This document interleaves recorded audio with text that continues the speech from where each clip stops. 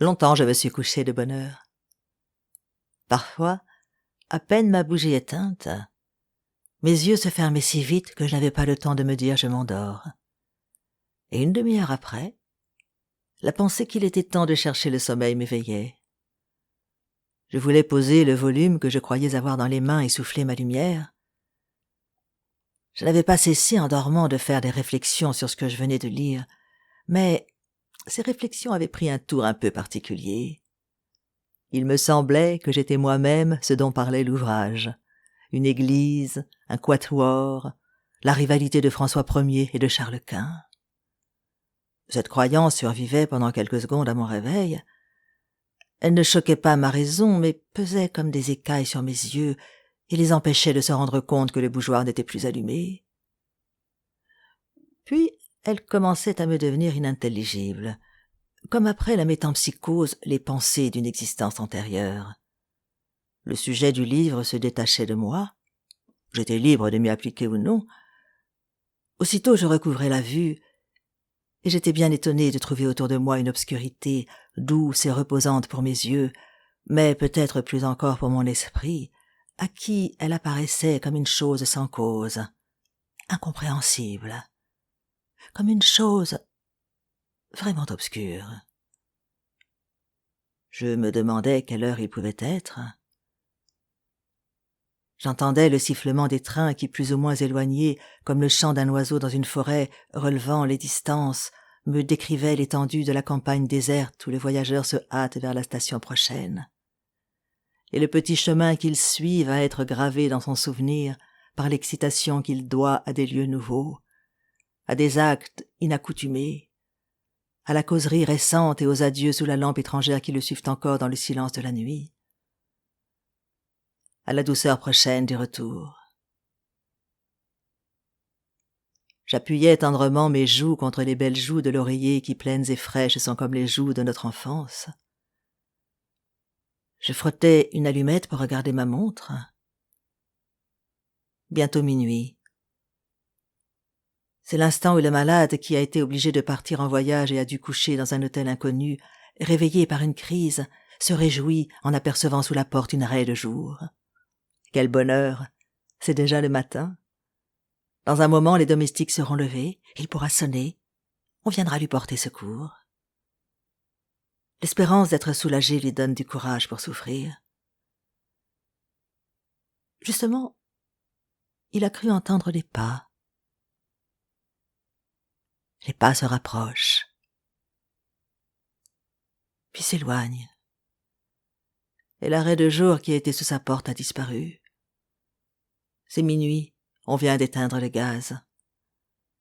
Le dernier domestique est parti, et il faudra rester toute la nuit à souffrir, sans remède. Je me rendormais, et parfois je n'avais plus que de courts réveils d'un instant. Le temps d'entendre les craquements organiques des boiseries, d'ouvrir les yeux pour fixer le kaléidoscope de l'obscurité, de goûter, grâce à une lueur momentanée de conscience, le sommeil où étaient plongés les meubles, la chambre, le tout dont je n'étais qu'une petite partie et à l'insensibilité duquel je retournais vite m'unir. Ou bien en dormant, j'avais rejoint sans effort un âge à jamais révolu de ma vie primitive, retrouvé telle de mes terreurs enfantines, comme celle que mon grand-oncle me tira par mes boucles et qu'avait dissipé le jour, date pour moi d'une ère nouvelle, où on les avait coupées. J'avais oublié cet événement pendant mon sommeil. J'en retrouvais le souvenir aussitôt que j'avais réussi à m'éveiller pour échapper aux mains de mon grand-oncle, mais, par mesure de précaution, j'entourais complètement ma tête de mon oreiller avant de retourner dans le monde des rêves. Quelquefois, comme Ève naquit d'une côte d'Adam, une femme naissait pendant mon sommeil d'une fausse position de ma cuisse. Formé du plaisir que j'étais sur le point de goûter, je m'imaginais que c'était elle qui me l'offrait. Mon corps, qui sentait dans le sien ma propre chaleur, voulait s'y rejoindre. Je m'éveillais. Le reste des humains m'apparaissait comme bien lointain auprès de cette femme que j'avais quittée il y avait quelques moments à peine. Ma joue était chaude encore de son baiser. mon corps courbaturé par le poids de sa taille. Si comme il arrivait quelquefois elle avait les traits d'une femme que j'avais connue dans la vie, j'allais me donner tout entier à ce but, la retrouver, comme ceux qui partent en voyage pour voir de leurs yeux une cité désirée et s'imaginent qu'on peut goûter dans une réalité le charme du songe. Peu à peu son souvenir s'évanouissait. J'avais oublié la fille de mon rêve. Un homme qui dort tient en cercle autour de lui le fil des heures, l'ordre des années et des mondes. Il les consulte d'instinct en s'éveillant, et il lit en une seconde le point de la terre qui l'occupe, le temps qui s'est écoulé jusqu'à son réveil. Mais leurs rangs peuvent se mêler, se rompre. Que vers le matin, après quelque insomnie, le sommeil le prenne en train de lire dans une posture trop différente de celle où il dort habituellement, et à la première minute de son réveil, il ne saura plus l'heure. Il estimera qu'il vient à peine de se coucher. Que s'il s'assoupit dans une position encore plus déplacée et divergente, par exemple après dîner assis dans un fauteuil, alors le bouleversement sera complet dans les mondes désorbités. Le fauteuil magique le fera voyager à toute vitesse dans le temps et dans l'espace. Et au moment d'ouvrir les paupières, il se croira couché quelques mois plus tôt dans une autre contrée. Mais il suffisait que dans mon lit même mon sommeil fût profond et détendît entièrement mon esprit. Alors celui-ci lâchait le plan du lieu où je m'étais endormi, et quand je m'éveillais au milieu de la nuit, comme j'ignorais où je me trouvais, je ne savais même pas au premier instant qui j'étais. J'avais seulement dans sa simplicité première le sentiment de l'existence comme il peut frémir au fond d'un animal. J'étais plus dénué que l'homme des cavernes. Mais alors le souvenir, non encore du lieu où j'étais, mais de quelques-uns de ceux que j'avais habités et où j'aurais pu être, venait à moi comme un secours d'en haut pour me tirer du néant d'où je n'aurais pu sortir tout seul. Je passais en une seconde par-dessus des siècles de civilisation, et l'image confusément entrevue de lampes à pétrole, puis de chemises à col rabattu, recomposait peu à peu les traits originaux de mon moi. Peut-être l'immobilité des choses autour de nous leur est-elle imposée par notre certitude que ce sont elles et non pas d'autres, par l'immobilité de notre pensée en face d'elles. Toujours est-il que quand je me réveillais ainsi, mon esprit s'agitant pour chercher sans y réussir à savoir où j'étais, tout tournait autour de moi dans l'obscurité, les choses, les pays, les années. Mon corps, trop engourdi pour remuer, cherchait d'après la forme de sa fatigue à repérer la position de ses membres pour en induire la direction du mur, la place des meubles, pour reconstruire et pour nommer la demeure où il se trouvait. Sa mémoire, la mémoire de ses côtes, de ses genoux, de ses épaules, lui présentait successivement plusieurs des chambres où il avait dormi, tandis qu'autour de lui les murs invisibles, changeant de place selon la forme de la pièce imaginée, tourbillonnaient dans les ténèbres.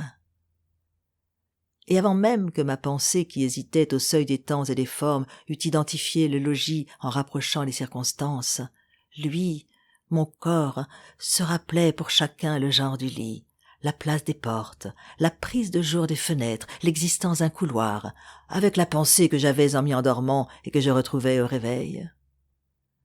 Mon côté ankylosé, cherchant à deviner son orientation, s'imaginait par exemple allongé face au mur dans un grand lit à baldaquin, et aussitôt je me disais « Tiens, j'ai fini par m'endormir, quoique maman ne soit pas venue me dire bonsoir. » J'étais à la campagne chez mon grand-père, mort depuis bien des années, et mon corps, le côté sur lequel je me reposais, gardien fidèle d'un passé que mon esprit n'aurait jamais dû oublier, me rappelait la flamme de la veilleuse de verre de Bohême, en forme d'urne, suspendue au plafond par des chaînettes, la cheminée en marbre de Sienne dans ma chambre à coucher de Combray chez mes grands-parents, en des jours lointains, qu'en ce moment je me figurais actuels sans me les représenter exactement, et que je reverrai mieux tout à l'heure quand je serai tout à fait éveillé.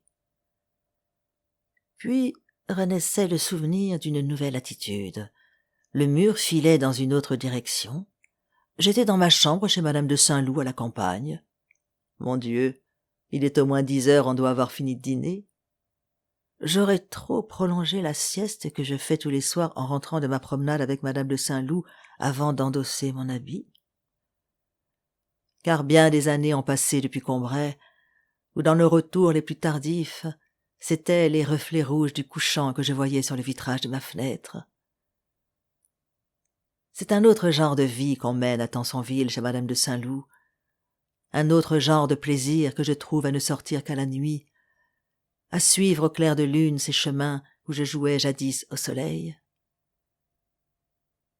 Et la chambre où je me serais endormie au lieu de m'habiller pour le dîner, de loin je l'aperçois quand nous rentrons, traversée par les feux de la lampe, seul phare dans la nuit. Ces évocations tournoyantes et confuses ne duraient jamais que quelques secondes. Souvent, ma brève incertitude du lieu où je me trouvais ne distinguait pas mieux les unes des autres les diverses suppositions dont elle était faite que nous n'isolons en voyant un cheval courir les positions successives que nous montre le kinétoscope. Mais j'avais revu tantôt l'une, tantôt l'autre des chambres que j'avais habitées dans ma vie, et je finissais par me les rappeler toutes dans les longues rêveries qui suivaient mon réveil. Chambre d'hiver, où quand on est couché on se blottit la tête dans un nid qu'on se tresse avec les choses les plus disparates. Un coin de l'oreiller, le haut des couvertures, un bout de châle, le bord du lit, et un numéro des Débarroses qu'on finit par cimenter ensemble selon la technique des oiseaux en s'y appuyant indéfiniment. Ou par un temps glacial, le plaisir qu'on goûte est de se sentir séparé du dehors, et où le feu étant entretenu toute la nuit dans la cheminée, on dort dans un grand manteau d'air chaud et fumeux, traversé des lueurs des tisons qui se rallument, sorte d'impalpable alcôve, de chaudes cavernes creusées au sein de la chambre même, zone ardente et mobile en ses contours thermiques, aérée de souffles qui nous rafraîchissent la figure et viennent des angles, des parties voisines de la fenêtre, ou éloignées du foyer et qui se sont refroidies. Chambre d'été, où l'on aime être uni à la nuit tiède, où le clair de lune appuyé aux volets entr'ouverts jette jusqu'au pied du lit son échelle enchantée, où on dort presque en plein air, comme la mésange balancée par la brise à la pointe d'un rayon. Parfois la chambre Louis XVI, si gaie que même le premier soir je n'y avais pas été trop malheureux, et où les colonnettes qui soutenaient légèrement le plafond s'écartaient avec tant de grâce pour montrer et réserver la place du lit. Parfois, au contraire, celle petite et si élevée de plafond, creusée en forme de pyramide dans la hauteur de 2 étages et partiellement revêtue d'acajou, où dès la première seconde j'avais été intoxiqué moralement par l'odeur inconnue du vétiver, convaincu de l'hostilité des rideaux violets et de l'insolente indifférence de la pendule qui jacassait tout haut comme si je n'eusse pas été là.